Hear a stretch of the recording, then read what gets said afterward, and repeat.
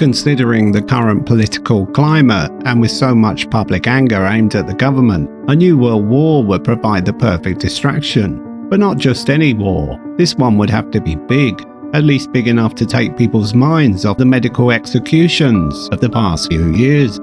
Of course, the elites have no imagination, only a worn-out handbook from the Illuminati. They tend to stick to the same plans throughout history, which is why they've dusted off their old favourite, the Cold War card. If the West wants to stage a war with Russia, they better get their skates on. Decades of cutbacks in both hardware and personnel has left the armed forces in tatters, with China and Russia fast gaining military supremacy in the world. Economically, the West can't even afford another war. The Fed, the Bank of England, and the ECB are all printing money like it's going out of fashion. Inflation is a curse upon us all, and a hidden tool of taxation for the state, but there's only so far the central banks can keep up the charade. For if the bottom falls out of the market, no one will give a second thought to the prospect of war. So why Russia? Isn't it time the world pushed back at Chinese military and economic dominance in almost every territory in the world? Well, nobody wants to kill the golden goose. If the state was the mafia, which it is in all but name, it'd need a legitimate front for its shady dealings and money laundering. That's China's job.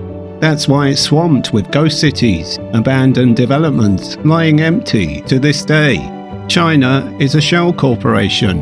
It's micromanaged by an extremist military faction, with the same mission as the rest of the Cabal, to funnel as much wealth out of the public purse as quickly as possible.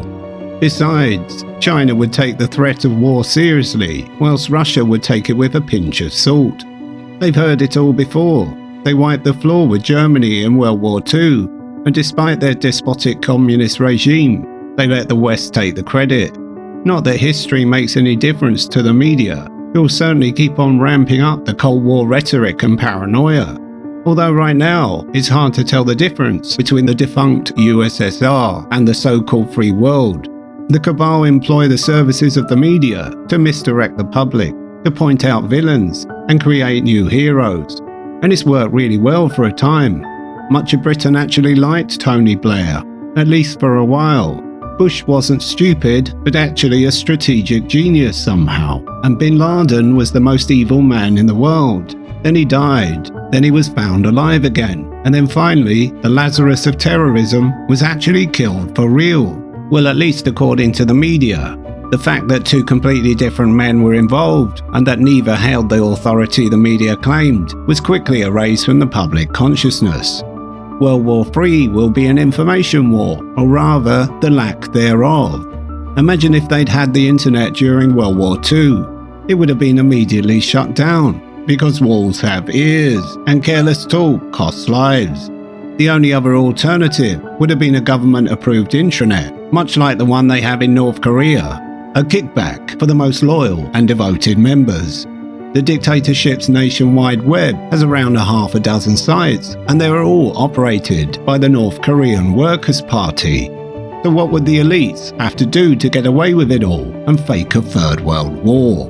Well, apart from a torrent of propaganda and a few choice assassinations, I'd assume very little.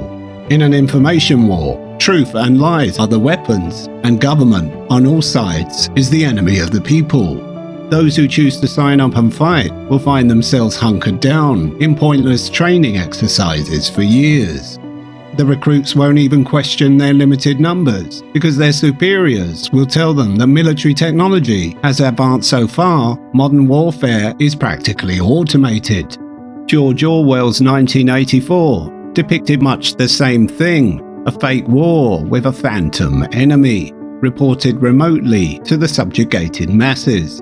The new patriotism will be nothing to do with nationalism. It will be based on your social credit score, how loud you shout for your leader, how much you hate the enemy, how proud you are of our brave soldiers, and how confident you are in our leaders. It's practically a communist manifesto. No disruption, no disquiet, toe the line, believe the hype.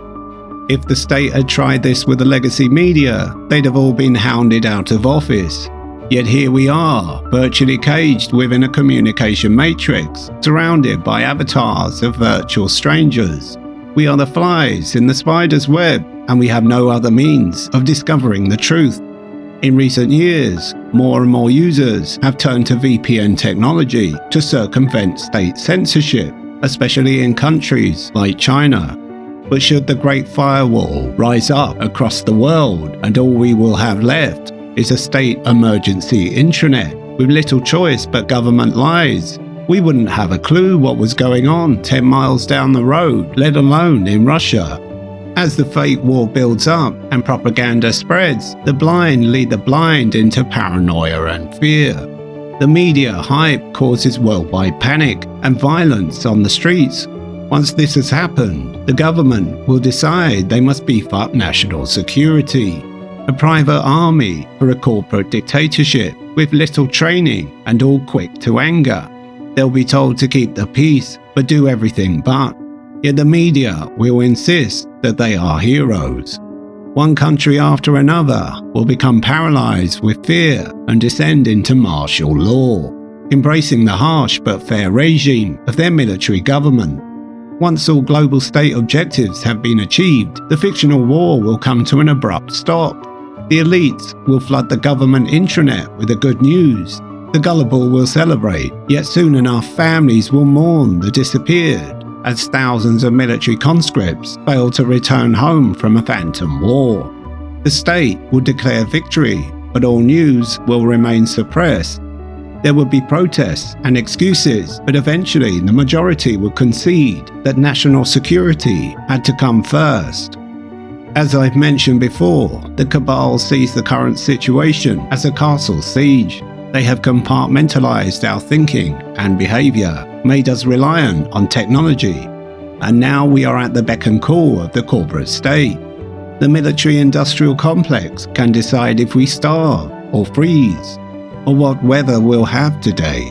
They choose the news, and much of it is orchestrated. They have us in their sights, and this is their last big gamble before the dam breaks and the world exposes the corrupted state. So remember, the next time you see a mushroom cloud on the news, it's much more likely a little Hollywood magic than the beginning of the Third World War.